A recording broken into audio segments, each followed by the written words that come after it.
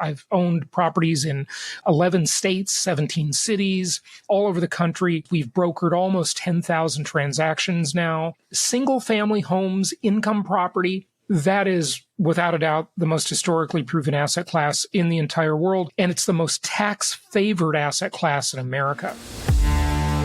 Congrats on getting beyond $1 million. What got you here won't always get you there. This is a podcast for entrepreneurs who want to reach beyond their 7-figure business and scale to 8, 9, and even 10 figures. I'm Brad Weimert, and as the founder of Easy Pay Direct, I have had the privilege to work with more than 30,000 businesses, allowing me to see the data behind what some of the most successful companies on the planet are doing differently. Join me each week as I dig in with experts in sales, marketing, operations, technology, and wealth building, and you'll learn some of the specific tools, tactics, and strategies that are working today in those multi-million, 8, 9, and 10-figure businesses. Life can get exciting beyond $1 million. Today's guest is Jason Hartman. Jason has been investing in a whole bunch of different types of real estate for decades. He has also built a large real estate education company. Now, Easy Pay Direct has tons of clients that sell real estate education, so I'm very familiar with this space. Jason is unique in his approach to doing it in a lot of ways. One is that he's very good and has a specific strategy for investing in location diverse investments, meaning that he doesn't want the real estate to be local to him necessarily. There are 3 major takeaways you're going to get. The first is what specific real estate investment tools are right for you, and they vary. The second are the tax strategies, specifically depreciation and how to leverage that to reduce your own tax liability at the end of the year, though, of course, neither of us are CPAs. And the third is how to invest in real estate without any money, which if you're a fledgling entrepreneur, obviously that's important, or not an entrepreneur. But even when you make a lot of money, it's really good to understand the strategies so you're not overspending or over leveraging your own time or energy to get into real estate. We're also going to talk about a really cool story where Jason was attacked by a competitor. Ultimately, he sued them and was awarded a $53 million settlement. Without further ado, Jason Hartman. Jason Hartman, I appreciate you showing up today. It's great to see you, man. Hey, Brad, it's great to be here. We've been talking about getting together to do a show for a while, so here we are. Yes. We get real life FaceTime, but this is the first time we're getting to record something, so I appreciate you carving out the time. Absolutely. Well, looking forward to it. You are a real estate guy, and I want to talk a little bit about real estate and sort of asset protection and investment and all sorts of fun stuff, because you have some, I think, a unique angle in that space when you're both investing and teaching about investing. But before we get to that, can you give me a little backdrop on kind of how you got into business and how you started down that path in the first place? Yeah, sure. So super fast. I mean, I grew up in Los Angeles, California. I was poor growing up. I didn't like being poor very much. By the time 9th grade rolled around, I realized that all the cutest girls in junior high school were hanging out with the rich guys. So I wanted to be in that group. In LA? No way. In yeah, I know. Imagine that. Los Angeles, right? Not a shallow place at all. So I saw an infomercial about a year later, but I got really interested in business. And about a year later, I saw an infomercial. I was, I think, 16 years old at the time. And it was for Robert Allen. And he was talking about how he was buying real estate with nothing down and all this kind of stuff. And so I got his book. I read 3 chapters of it. I put it down, I got bored with it, and my mom picked it up and she read the whole thing, got really interested in the topic. And about 2 years later, I was about to graduate from high school, and I'm in Long Beach at this time, and just south of LA. And my mom says, hey, there's a big real estate seminar by Disneyland this weekend. Why don't you go? You got me interested in this stuff, and why don't you go check it out? So I round up 9 of my buddies from high school and get them all to come to the seminar. And it's one of those sort of pitch fest seminars where there's lots of speakers and they're all pitching, at that time, books and tapes, okay? And long before software and that kind of stuff. So I didn't understand what they were talking about, but I stayed the whole weekend and I saw all the speakers. My friends all went to the beach the next day, but I was motivated. And so I enrolled in Century 21 Real Estate School the following week, just so I could understand the basics of what they were talking about. I didn't know what points were, for example, or anything. Then I got my real estate license my first year of college at Long Beach City College. And I started selling real estate part time for Century 21 while I was going to college. And I did really well really quickly as a real estate salesperson. And I started working with investors selling HUD and VA repos, these really terrible houses with boards on the window in really bad neighborhoods. But I had, some first time buyers as clients, a lot of Hispanic buyers, people that were just trying to get in the game. And then I had some investors who were interested. And, that was always my first love, investing in real estate. That's why I got interested in it. And about 6 months into my career as a real estate salesperson, one of my clients, his name was Jim Wool, I sold him a few properties, driving around in my Volkswagen Jetta. He said, Jason, I really don't like this one property very much. Why don't you list it for me and I'll buy something else from you? And I said, Jim, I don't want to list it for you. I want to buy it from you. And so I bought that property from my client about 6 months into my career. I was 20 years old. And that was my first rental property. I still lived at home, but I had a rental property. And it all really went from there. Crazy. So, I mean, there are a lot of things that are interesting. The first for any new people in business is you took a bunch of steps that almost nobody takes, which are, first of all, you're a high school kid and you rallied 9 people to come with you in high school. They're real estate I couldn't do seminar. anything alone at that age, That's amazing. And then you stuck it out. This is applicable to people way down the path in business too, which is that if you don't understand something, a lot of people eject right away. And they're like, look, I'm so far behind the curve here that I'm not going to invest the time to understand the lexicon to even get there. And that was the first thing that you dove headfirst into. So I applaud you for that. That's amazing. And it's a good lesson for people. What's confusing to me is you had who you presumably respected as an investor tell you that they didn't want the house. And then you were like, oh, I'll buy it. Did you find out why they didn't want the house? It was a 1-bedroom condo, and 1-bedrooms aren't the most ideal rental property. You really want a 3-bedroom, 2-bath. And he bought it from me, and I bought it back from him. About 6 months later, and it turned out to be okay. But there was another big lesson in the first property experience. I mean, I looked like a little kid. I had a baby face. At this age, I like that. But back then it was definitely a disadvantage because no one would respect you. And so, I would knock on the door, try to collect the rent from these tenants, a young couple that was there, and they just knew they could just take advantage of me and they stopped paying. So I ultimately had to evict them. My first experience as an investor was I had to evict a tenant. They trashed the house, and it was most people would have just given up then. And, they would have been perfectly justified to say, hey, this real estate investing thing, it's not all it's cracked up to be, I'm going to give up. Right. But, I got the house fixed up after they moved out, and another real estate broker investor approached me and he wanted to buy it from me. He needed to do a 1031 exchange. So I sold it to him. I did make a profit on the sale, although I lost money on the rents and the eviction, but I did make a profit. And then I bought my second property, which was a condo in Irvine, California that I actually moved into. That was my moving out from the house. So I never rented. I instantly bought my first property to live in, a little 2-bedroom, 2-bath condo in Irvine. Then I invested, did many investments over the years, made a ton of money in real estate investing. It is the most historically proven asset class in the entire world. You probably can't hit home runs with any other, I'm going to call that an investment class. Now, you can do it in your own business, but your own business is orders of magnitude more difficult. You got to have real skills and massive tenacity and ideally some startup capital for your own business. Your own business is probably the highest return on investment potential, but it also has the highest failure rate. As far as investing, though, single family homes, income property, that is without a doubt the most historically proven asset class in the entire world. And also, the largest expense any of us have in our lives are usually almost always taxes. And it's the most tax favored asset class in America with really, really good tax benefits.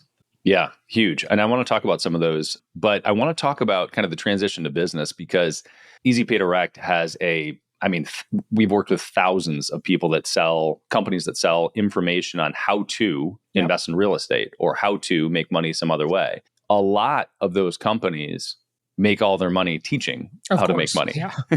Right. And by the way, some of those products aren't bad. Some of those products are great. And they invested at one point in time and then they just leaned heavily into teaching because there's so much money in it. But I think the path is always interesting to listen to, learn from, and hear about. So how long before you started Empowered Investor and I guess there were probably other companies before that, but before you started teaching real estate investment, how long were you investing and what kind of stuff did you do? Was it all single family home or was it something else? Yeah. So basically, I worked at Century 21 for a while, continued to sell real estate, did quite well with it. And, my big secret to success, by the way, in real estate sales at the beginning was drum roll for this one, but working. Like that was my secret to success.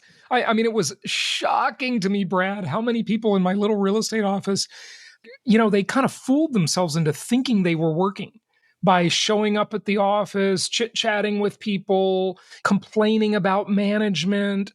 They weren't working. I'm going to go wash the car. I got to get ready for a showing appointment. It's just unbelievable how so many people just don't succeed at any endeavor and they just aren't really working. Later, I worked for Remax for years. I became, at age 24, I was number 59 in the world for Remax at a very young age. So I did really well. And then I bought my own company in Southern California. I thought I could duplicate myself. Like I thought every agent would be like me, and they'd be motivated and as long as I could teach them right and all that kind of stuff. And they just weren't. It's adorable. Yeah, I call it like the country club career, real estate. It's like going to a country club and hanging out and not really working. So I later sold that company to Coldwell Banker, and then I got back into the investor-only side of the business. And for the past 18 years or so, I've been in the teaching investors side of the business to kind of answer your question. Now, there are certainly a lot of fakers out there. There are a lot of people who are teaching stuff they've never done, or they have, like one experience with it, and then suddenly they're a guru, right? So I have a massive amount of experience in actually doing deals, right? I've owned properties in 11 states, 17 cities, all over the country. I've basically, through my companies, we've brokered almost 10,000 transactions now. So I have a massive amount of experience. But here's the thing about the teaching and the info product and thought leadership business versus being an investor, right? Number one is you can't blame people for getting into the teaching business too much, because I used to be able to say that I made just as much money investing in real estate as I did helping other people buy real estate. But I can't say that anymore because the teaching is so much more scalable than, like doing deals yourself. You can do deals, but they do suck up some time, right? And teaching is a one-to-many type of platform, which you know all too well because those are your clients. So it is more scalable, and you can make a lot of money doing it. But what should you do with all that money you make?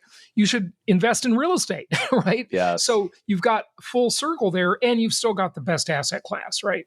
Yeah, I love that. I think it's a really, really relevant thing to highlight is the leverage that is in the information product space versus real estate. So the velocity of transactions and info when you're selling when you're selling content is able to be so much higher than the velocity of real estate transactions. I mean, you can only do so many real estate transactions. And by the way, if you are a super high producer doing like dozens or hundreds of transactions in a year, there's a lot of money and a lot of leverage that has to be there, right? There's risk inherent in that too.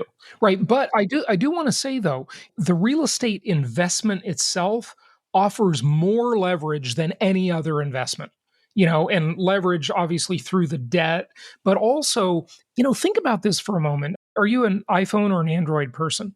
iPhone. iPhone. Okay. So take Apple, right? Apple is the most successful company the human race has ever known. Okay. And every year they come out with a new $1,500 phone, right?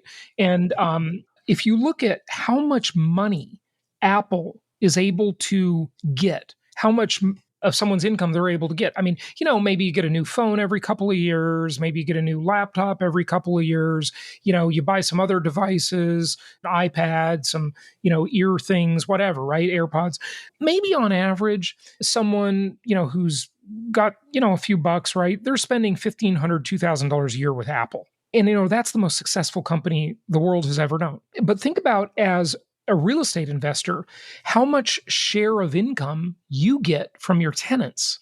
I mean, talk about leverage. The first 12 to 15 days of every month, your tenants are working for you. You're getting 33 to 40% share of income. Apple can't do that.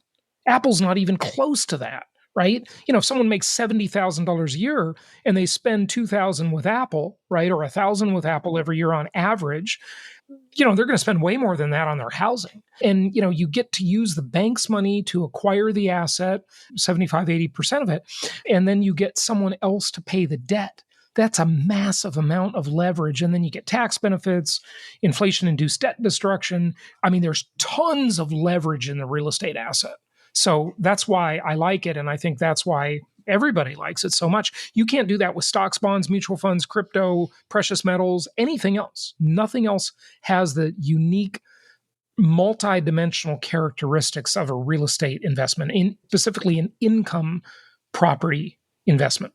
I love that frame. You used a term that I want you to explain, which is inflation-induced debt destruction. Is that the phrase you just used? That's it. Yeah, I know it's a mouthful. This is a strategy I trademarked many, many years ago, and I've been teaching it for almost 20 years. And it is one of the incredible characteristics of real estate. Because basically, think of it like this. When you buy a property and you get a mortgage on that property, you get financing to buy it, you're essentially doing what all the Wall Street tycoons do. So back in the 80s, a strategy on Wall Street became very popular, and it's still popular. It's called the LBO, or leveraged buyout.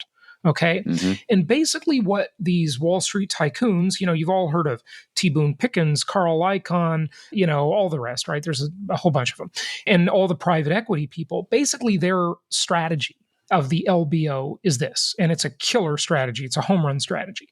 They basically find a company they want to acquire, and then they load that company up with debt, and they use the debt to purchase the company. And then they make the company pay the debt back that they used to purchase the company. And when you say they load them up with debt, can you give me an example? Well, if they're buying ABC Corporation, right, and ABC Corporation's worth $100 million, they'll go raise debt. They'll basically make ABC Corporation raise the debt, right? And then they will tell ABC Corporation to pay the debt back out of its own income. So this is what's called self-liquidating debt. And income property has this exact same characteristic. It's incredible. So I would say I hate debt if I have to pay it myself. But if I can outsource the responsibility of that debt repayment to someone called a tenant, I love debt, right? But it's better than that, because say, for example, someone listening or watching this, they go to their favorite website, jasonhartman.com. Okay. Love it. That's my website. And they go and they look on the properties page and they identify 3 or 4 properties they want to buy. And so, they talk with one of our investment counselors. The investment counselors help them buy the properties. And say they spend $1.2 million to buy these 4 properties, for example, single family homes, diverse markets, good linear markets around the country that we recommend. And they borrow $1 million to finance the purchase. Okay. So today, $1 million is worth $1 million. But in the future, because it's extremely likely there will be inflation, okay? Inflation destroys the value of savings, stocks, bonds, and thankfully, debt. So we borrow the debt at today's value, which is $1 million in that example. But in 5 years, $1 million will probably only be worth, $900,000 or $850,000, right? Or maybe only $800,000 or $750,000, depending on how bad inflation is.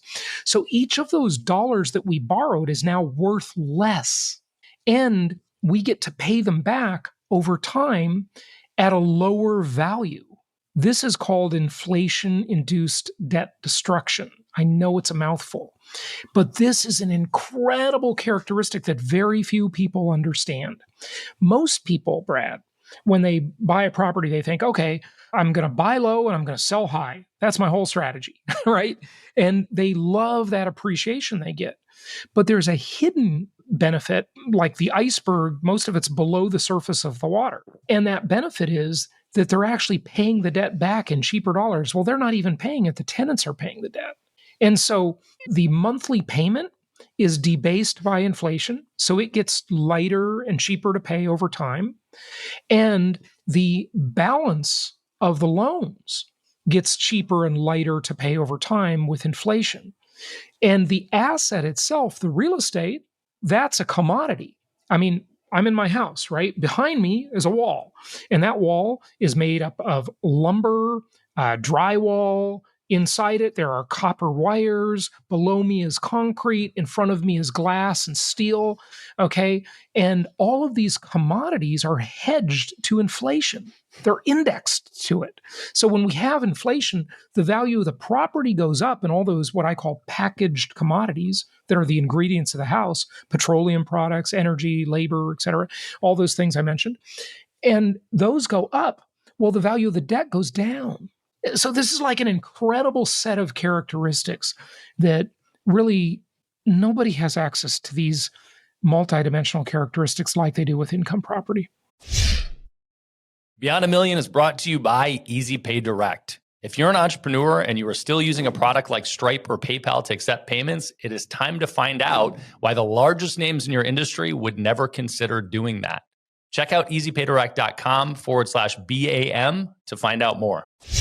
So while we're on real estate and it being a good investment tool, why single family homes? Are you stuck in that asset class? And I want to talk about a couple other things here too, because you diversify geographically.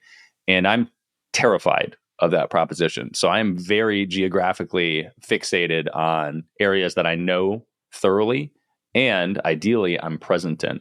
So let's start with single family home, and you can take it where you want, but why that versus others? And do you play in other spaces? Yeah, I do. I mean, I've owned some big apartment complexes myself. We've sold some apartments to some of our clients over the years, or I should say they purchased them through our referral network. I own a mobile home park currently. You know, I'm okay with other assets, but for the vast majority of people, the humble single family home is the best asset class. It's got the best financing. It's got the best tax benefits, better than the commercial properties. Okay. And it is something that you can buy as an investor, but you have two different ways to sell it. You can sell it to another investor, or you can sell it to an owner occupant. And it appreciates the best. It's just the best asset class of all of them. The downfall of it is that it doesn't scale as well if you have a lot of money to invest. Although we have clients, you know, that have purchased hundreds of homes through our networks over the years. And, you know, the big institutional investors are now buying tens of thousands of single family homes, well, hundreds of thousands altogether, maybe millions. So, you know, it can scale. It's not quite as easy to scale as, you know, buying one apartment complex, right? But one apartment complex, number one, multifamily is experiencing some real pain right now because it's oversupplied, where single family, there's a shortage. Okay. So those are at opposite ends of the spectrum. But, you know, even in the multifamily space, in a few years, that'll probably work itself out. I mean, I'm bullish on housing in general, whether it be multifamily or single family, but single family has the best characteristics and it's the most accessible for most people. You don't have to be a rocket scientist to figure it out, and you can scale it in a big, big way if you want to. So it's my favorite. Yeah, I think that it's also understandable, right? So everybody lives in a residence. So everybody has some intimate connection with just the basics.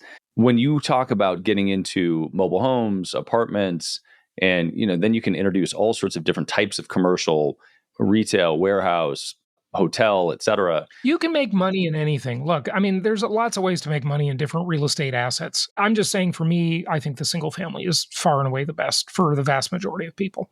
Yeah, where I was going with that was the operational overhead. So you, Jason Hartman, as a business person and an investor, how do you think about introducing a new asset class, knowing that there's going to be additional operational overhead? Do you step in and run it? Do you hire a management company to run it when you do something like a mobile home park? How do you approach introducing a new asset class? Even though it is inside of real estate, which is your wheelhouse, it's still a new thing and totally different operational structure. Yeah. So this kind of ties in with your prior question that we didn't talk about yet, too. For my single family homes, we certainly vet and recommend property managers. However, our biggest recommendation is what we call hybrid self management.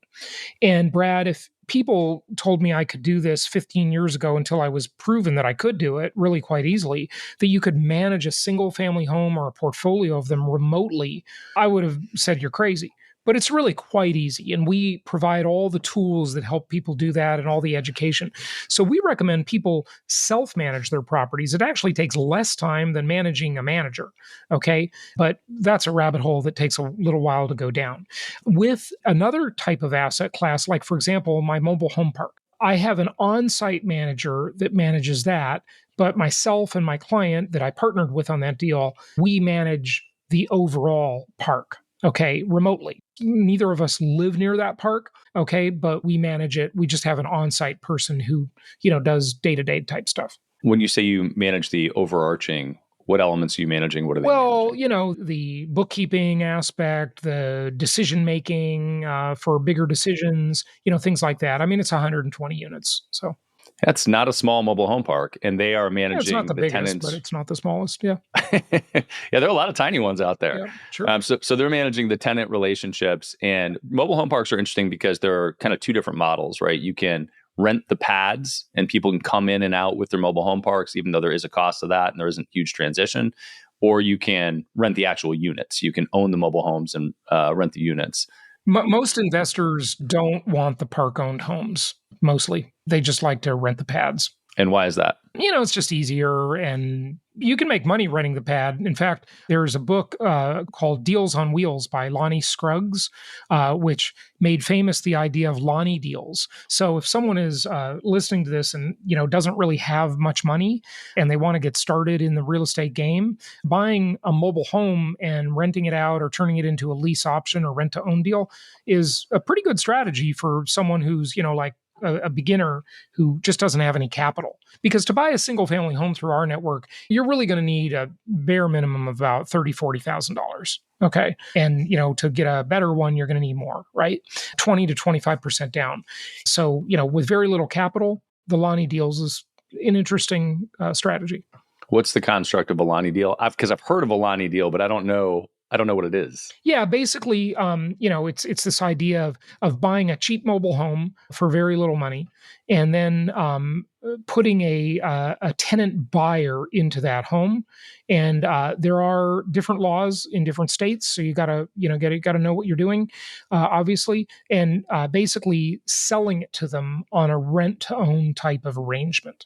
Okay. I mean, look, you're not going to make much money with this. It's a very small deal, but I just mention it because sometimes there's someone listening who doesn't really have much money at all to get started, and it is a way to get started. Good entry point. Okay, so the other question that I asked that I want to hear about and want to know some of the nuts and bolts on are, you mentioned earlier that you have owned properties in, I think you said 11 states and 17 cities. You've mentioned a couple different asset classes. That is a mildly terrifying proposition for me, mostly because I'm a control freak, but also because real estate is so geographically specific. If you're off by a couple blocks, it can be the difference between a great asset and a very difficult to manage asset. So can you tell me your mental approach and then also tactically how you do that and why it makes sense? Yeah, sure. So basically, the reason I got into this business is that 20 years ago, after I was in negotiations to sell my traditional real estate company in Southern California to Coldwell Banker, and that deal took about a year to negotiate. So it was like a 1 year deal, and I knew that, I was kind of thinking as I was doing that deal, negotiating that deal, I was thinking about, what's going to be my next step? I could just retire. I didn't need any more money. I had made a lot of money, but retirement, as you could probably tell from listening to me, is just not of interest. Okay. I like business too much. some point, mostly you get to the point where it's just a game, right? And it's just challenging and interesting and stimulating. And, you're not doing it for money after a while, hopefully. So I thought, I want to start buying properties nationwide because my whole life was in Southern California and I had gone through a couple of recessions and I thought, I don't want to have all my eggs in one basket. I'm a little older now. I want to diversify, be a little more conservative, and I want to buy inexpensive properties that have really good rent to value ratios. You couldn't get those in California. California is just overpriced. Okay. So nothing works in California. But there are a lot of less expensive, what we call linear markets around the country where you can get very good deals. So this idea of I've got to live near my property was really fixed pretty well for me when I had a property that I lived near. Okay. I had this property in Irvine, California, and I turned it into a rental property. I had lived there for a little while, turned it into a rental property. And I had this tenant that had rented it for like 3 years, 3.5 years, something like that. And the tenants said they were moving. And I went over to inspect the house after they were out. And I realized, even though this house is 10 minutes from my office and maybe 15 minutes from my house where I live, I hadn't been there in over 3 years. So it didn't matter if it was here or 2,000 miles away. Like, what's the difference? And the problem with having a property near you is it pollutes your mind and makes you a bad investor. It usually turns you into a handyman where you're going to start going over and dealing with the property yourself. And that's no longer investing. It's being a property manager. It's being a handyman. It's doing things you shouldn't be doing if you're an investor. A true investor is arm's length. Okay. And I have many properties that I've never seen, tenants I've never met, that I have purchased and sold and owned for 16 years and never went to the property, never met any of the tenants. Worked out great. So Okay, these are there are tools nowadays that we provide for people, for our investors, that make it very easy to be a remote control investor. okay. So these are really good points, and definitely technology's gotten better to be able to do some of that stuff. And you're right. I have properties in town. I actually just went to a property that I have in town that I haven't been to in a year, and I only went because it happens to be empty, and I was like, yeah, I don't know, go look at it. Which there was no reason to. I just had a friend in town and I thought we would go do it. What I don't know and what I'd like to get a little clarity on is how you assess these things and how you're confident and we don't have to go super deep on this, but like, what are the bullets for making sure that you don't misfire on buying a property, buy in the wrong area, et cetera, et cetera? Yeah, well, the first thing is, buy through our group, through our referral network, because this is what we do. We've been in this business, with different companies and so forth for like 20 years almost. Well, I guess that's the origin story I didn't tell you. I was leading up to that before. I tried to do this myself. And I was flying around the country. I was researching markets. And, I just wanted to buy some of my own properties as I was exiting my other company. I knew I was going to have a ton of money that I had to deploy. And it was so difficult, Brad. I mean, I was like talking to these random one off realtors and sellers and trying to research markets. And I just couldn't do this myself. And I thought, there are probably a lot of other people like me that would like to be nationwide investors. So they're diversified, so they have all the advantages of being in the better markets. And, if I need this and I find it hard to do this myself, why don't I just create a whole business and provide this service for other people? So I was basically my own first client when I, got into this industry of, we'll call it real estate investor referral network industry. Okay. I was the first client. And, I kind of just figured out how to do this successfully. I mean, look, we're still figuring it out every single day, of course, but that's why I got into this business, because I just thought there'd be other people that needed this same problem I had solved. And, that's the way a lot of businesses start. So what I heard there, one answer to that question of how do you vet properties remotely where you don't really know the area, is buy from somebody that's already vetted it. Basically, what we do is we sign bulk referral agreements with different sellers in different markets that we like, right? And so, we've helped many other clients go into those markets.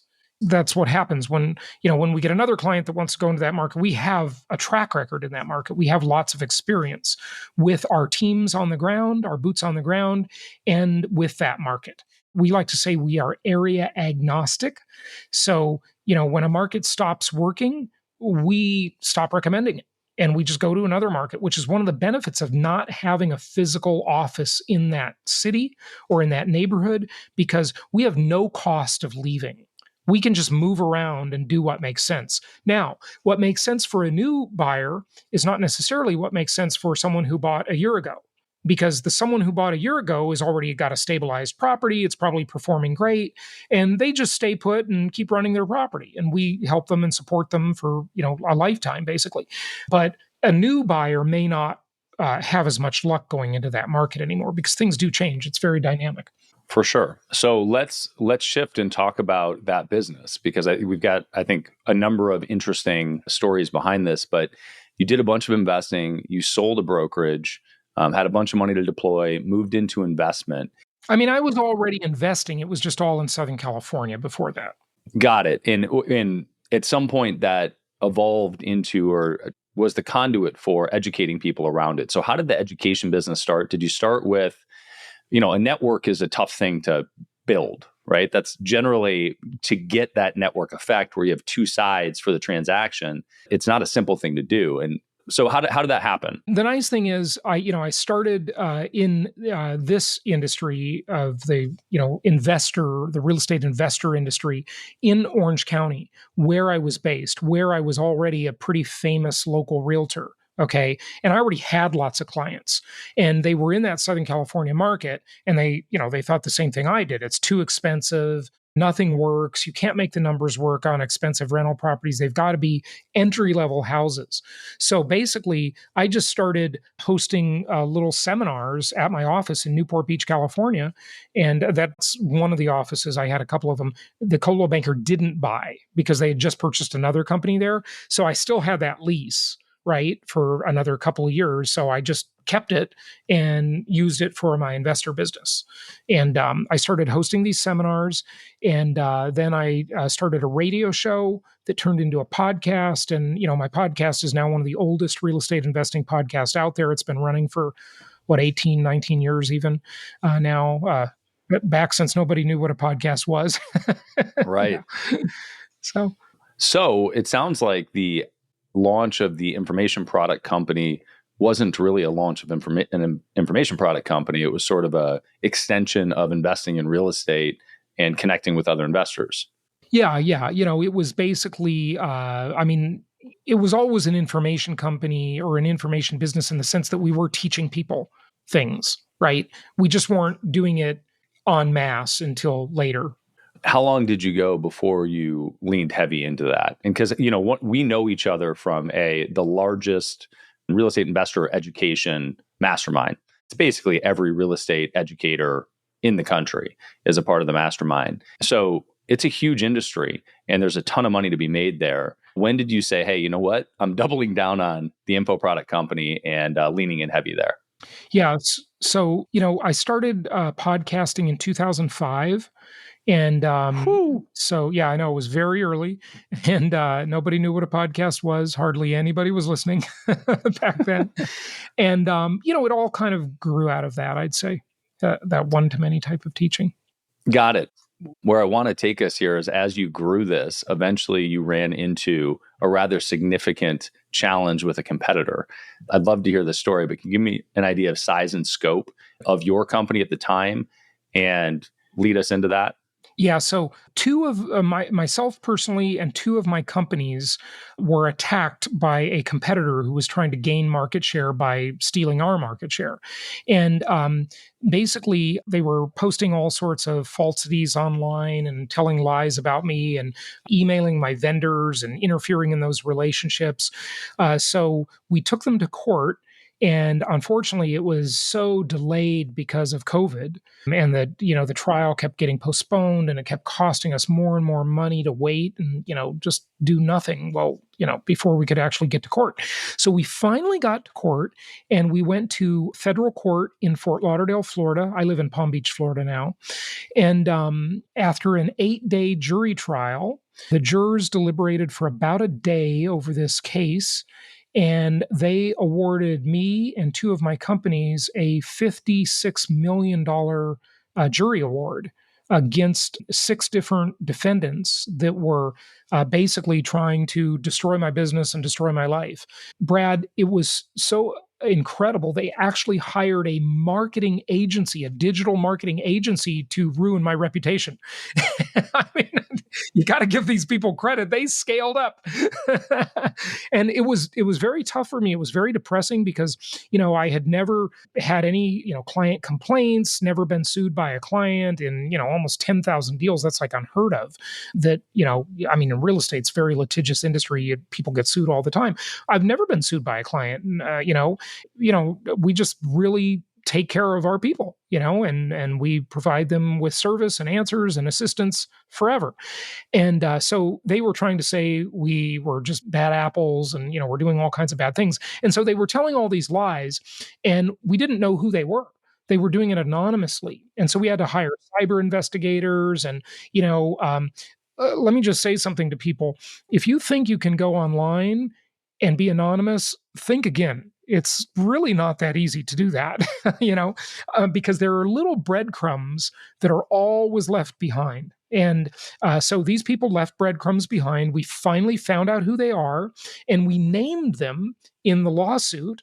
And, they denied it, but then we proved it. And so we finally got them to be accountable. How is it 6 different parties doing this? Well, there was the digital marketing agency and the digital marketing agency's owner. There was the company that was trying to gain market share, which was a man, his wife, and the company. So that's 3 parties. And then the digital marketing agency and the owner is 2 more parties. And then there was an employee that also was found liable in the lawsuit. And she was helping them do this, all of this stuff. We actually, during the case, as we were litigating it, we actually offered her a way out. We said, look, if you just cooperate with us and give us information, it'll reduce our expense and we'll release you from the case. And she wouldn't do it. It was such a good offer. We were just going to let her go off the hook if she would just, tell us what happened behind the scenes, but she didn't. So now she has part of this $56 million judgment that, by the way, it was later reduced because the court found some of the items in the judgment from the jury, what they call duplicative. And so they later reduced the award to just over $30 million, which, still isn't bad, obviously. But she's now liable for part of that $32 million judgment. Wild. So I want to ask a lot of questions around this, but the first is, would you have done anything differently earlier on to help protect against this, preempt it, tackle it faster? What are the lessons you got from the onset? Oh, God, there's a million lessons, and we don't have time to go into all of them. But I'll tell you, one of the things people need to do is have an online presence. Okay. Because if you don't have an online presence, and I know probably everybody listening has one to some degree, but you want to have a big one, right? Because when you don't have one, it's a vacuum and all the negative stuff is going to show up, right? If, right away at the top of the list. But if you have an online presence, your older online presence will help knock down the lies and the stories and the negativity. That's one thing I would definitely learn. Also, keep your vendor relationships to yourself on the down low. That's what this competitor attacked. They knew who a lot of our vendors were. They would send them these false emails with these lies, and it did ruin some of our relationships. So this definitely cost us money. I mean, now we got a big judgment we're going to collect on at least some of it. So hopefully we'll get some of that back. And for context, a vendor for your business is what kind of company? Well, all kinds of vendors. I mean, any company has lots of different vendors, but, our referral partners, whatever, there's many vendors. Yeah, but I think that those are relevant considerations because some things, in different businesses, some of those vendors are more public than others. Some would be considered IP, right? Stuff that nobody would know otherwise. And some are going to be public and you can track down. So, like, what ones do you think, when you say keep your vendors close and don't disclose them? Any of them. I mean, it depends what kind of business you're in. I mean, you can share them with your friends and refer people around, but, don't paste them on your website, for example. And we didn't do that, by the way. I'm just making a general comment for the benefit of the listeners and viewers. Yeah, I think that's relevant. So you mentioned you're going to collect some of it. So once you have a judgment like this, what is the path to collection? You've got two companies and a bunch of individuals. Litigation is a very high burden and it's a very expensive thing. And I think these folks thought I wouldn't follow through. But if there's one thing I am, it's persistent. And I'm also idealistic. So, I'll keep going, I'll keep devoting resources and, whether they be money or time to something I believe is a just cause. And so, I did follow through. It cost about $1 million to do all of this. And it took a ton of time, probably a couple thousand hours of my own time. So yeah, you've got to do that. Part of being in business, once you get successful, is if you don't hold bad players accountable, they're just going to take advantage of the next guy. And I think that's part of our duty is to keep our industry clean, right? And to help the next person. I love it when people say maybe someone rips them off, for example, right? Which, happens all the time, right? Of course, you got to pick your battles, right? But someone rips them off and they're like, I don't care. I just let it go, Well, that may be great for you, but that's kind of selfish if you think about it. It's like that person, now that they've never been held accountable, they're just going to go screw over the next person. I mean, help the next person. That's kind of the point of doing this. That's an act of contribution to the community. It's charity work. I mean, it's a giving thing. Imagine if law enforcement just let every bad guy go because it was, they didn't want to deal with it. It's too much hassle to go catch the bad guys. I mean, what kind of world would we live in? It'd be a disaster. So in a civil sense, since you don't have criminal law behind you helping you with this stuff, you've got to hold bad players accountable. It's our burden. It's incumbent upon us to do that, to just make the world a better place. I know you're pressed for time here. Before we wrap, when we were talking earlier, we were talking about tax strategy, and we are recording in November of 2023. I am a active real estate professional and buy commercial, which gives me cost segregation benefits. And that's we do cost seg on residential properties. Oh, okay. So I want to talk about this. So this is something that's been a heavy part of my investment strategy and tax strategy over the years. In 2023, the benefit of that has been reduced from 100% to 80% and will continue to get reduced until presidential change, probably. But tell me, today what good tax strategies are. If you want to talk about, residential cost seg or whatever else, what's a good strategy for somebody that's making, let's say, several $100,000 a year or $1 million plus a year? What are the advanced tax strategies? There are many. Income property is the most tax-favored asset class in America, but one of them is and it's really the best of all, and it is depreciation, because depreciation is a phantom write-off or a non-cash write-off, and you've got to qualify for this depreciation. Now, of course, I'm not a tax expert. I'm not an attorney. I'm not a CPA. So check with the appropriate professional, of course. That's my disclaimer. But one of the great things is that if you can qualify for all of these benefits, when you look at purchasing a property, most people think of that as a singular thing. It's really two things. It's the land and it's the improvement, the house or the apartments sitting on the land. I don't know why that does that. That's the AI. That's hilarious. I got to figure out how to turn that off. It also does this. Like when you do a thumbs up, it does a thumbs up too. For those just listening, we just had a series of balloons like we go across Jason's screen. We're being attacked by AI. Yeah, the AI overlords are taking over. You can't turn this stuff off. I don't know how to turn it off. Anyway, I love it. So when you buy a property, you're buying these two components. Okay. And the IRS treats the two components differently.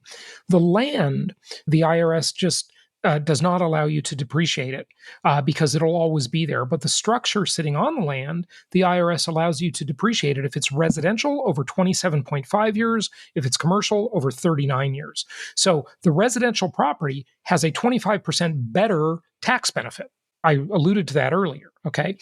And essentially, you can make money on the property. You could have positive cash flow. It could be going up in value, but the IRS and because of all the lobbyists that have lobbied Congress over the years, they'll let you treat it as though you're losing money. It's a beautiful thing because most tax benefits, if you want a tax write-off, you've got to write a check or spend some money. This one, you don't have to spend any money. You could be making money and you get the write-off. It's a phantom write-off or a non-cash write-off. So it's an incredible thing. And there are many other tax benefits as well. But depreciation is the holy grail. And you have that with income property. Where do you want to point people if they want to find out more about depreciation or real estate investing, Jason Hartman? Yeah, so my website is jasonhartman.com. That's my main website. And then, you can find my podcast on any podcast network. Just look for Jason Hartman, and that's Hartman. And also on YouTube, just look up Jason Hartman and you'll find me. I love it. Jason, always good to see you, man. I appreciate you carving out time. All right. Hey, thanks, Brad. And sorry I have to jump, but it's great talking to you. No sweat. If you learned one thing on this episode, share it with another entrepreneur. They need to hear it. Also subscribe so that new episodes just show up on your phone. It's a lot easier that way. And if you want the really good stuff, check out our free BAM! Tactics and Strategies course. It's where we curate the best tips, tricks, and tools that our guests know, whether they've shared them on the podcast or not. Just go to beyondamill.com. You'll also find previous episodes and show notes at beyondamill.com.